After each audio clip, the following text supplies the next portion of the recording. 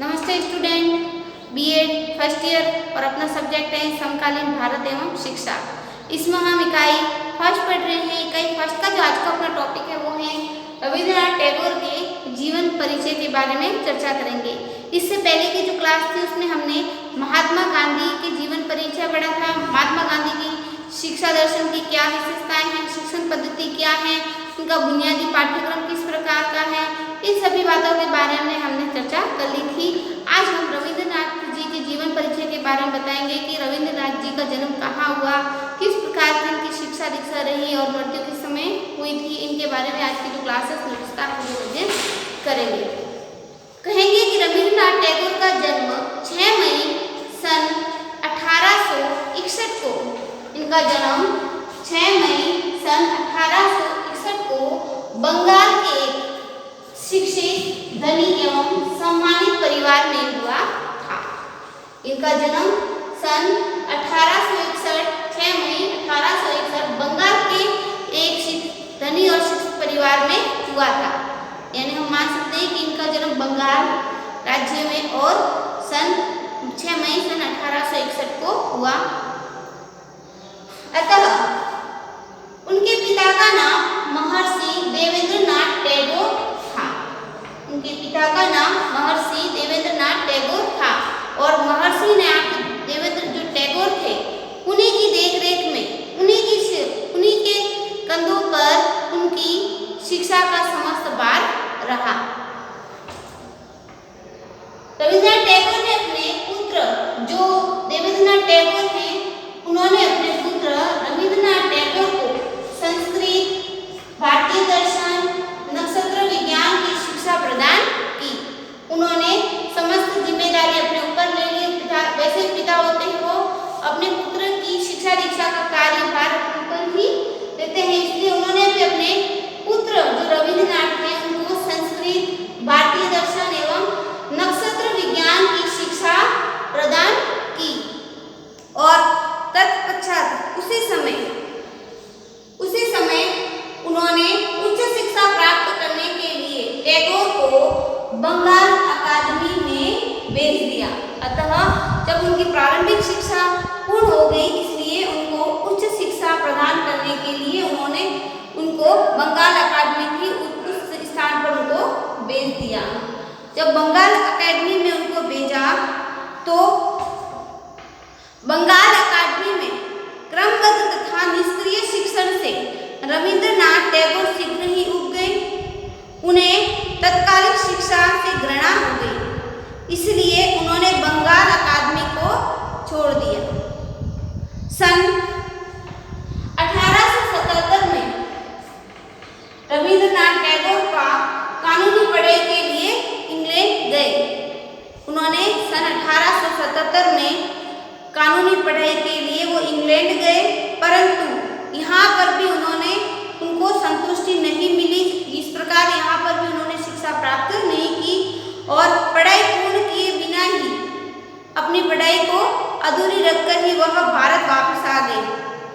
इस प्रकार रविंद्रनाथ टैगोर की शिक्षा स्वाध्याय पर आधारित रही। इस प्रकार जब वो कहीं पर भी उनको भेज देते थे उनका मन नहीं लगता था, इसलिए फिर उनकी जो शिक्षा, प्रारंभिक शिक्षा रही वो स्वाध्याय पर आधारित रही। स्वाध्याय पर ही वो शिक्षा ग्रहण करते रहे।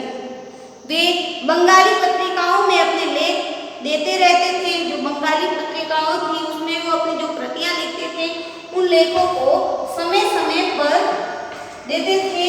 उन्होंने इसमें अनेक कविताएं, उपन्यास एवं नाटक भी लिखे।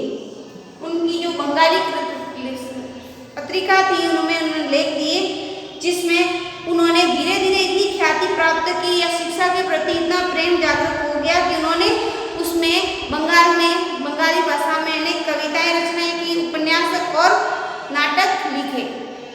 इस प्रकार वे एक दार्शनिक के रूप में प्रसिद्ध हो गए। इस प्रकार उनको एक दार्शनिक के रूप में माना जाने लगा। उनकी रचनाओं में जो उन्होंने रचनाएं की थी, उन रचनाओं में गीतांजलि जो उन्होंने लिखा था, ग्रंथ गीतांजलि, वह प्रसिद्ध पुस्तक रही। उनकी जो रचनाओं में जो गीतांजलि पुस्तक थी वो प्रसिद्ध पुस्तक रही, जिन्हें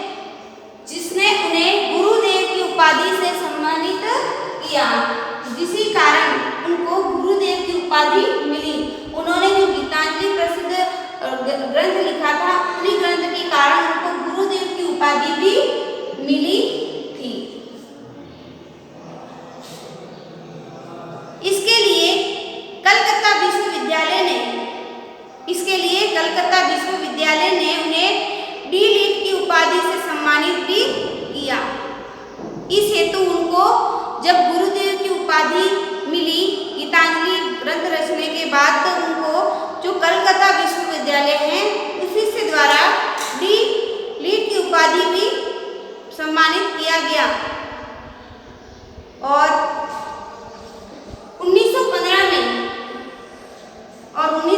में भारत सरकार ने टैगोर को नाइट की उपाधि देना चाहा, लेकिन जब किसी कृति के कारण भारत सरकार ने उन्हें नाइट की उपाधि देना चाहा, लेकिन जलियांवाला बाग हत्याकांड के विरोध, उसी समय जलियांवाला बाग हत्याकांड भी हुआ था, इस कारण उन्होंने इस उपाधि को ग्रहण नहीं किया।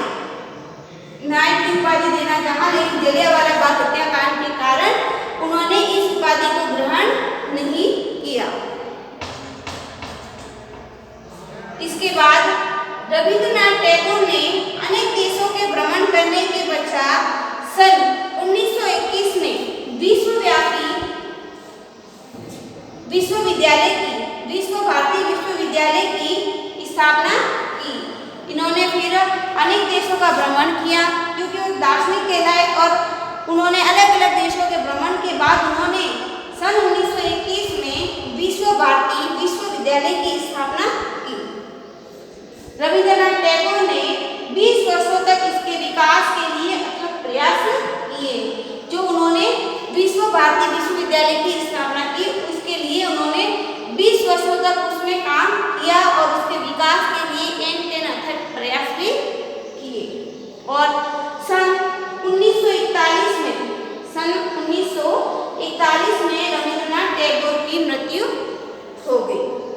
ये था टैगोर का जीवन परिचय संक्षिप्त में। कल हम टैगोर की जो जीवन परिचय से संबंधित उनके शिक्षा दर्शन की जो सिद्धांत हैं, उन सिद्धांतों के बारे में कल की जो क्लास है उसमें चर्चा करेंगे। आज के लिए आप सभी को धन्यवाद। आप सभी से निवेदन है कि आप अपने जो YouTube चैनल चल रहा है उसमें अपनी जो क्लास है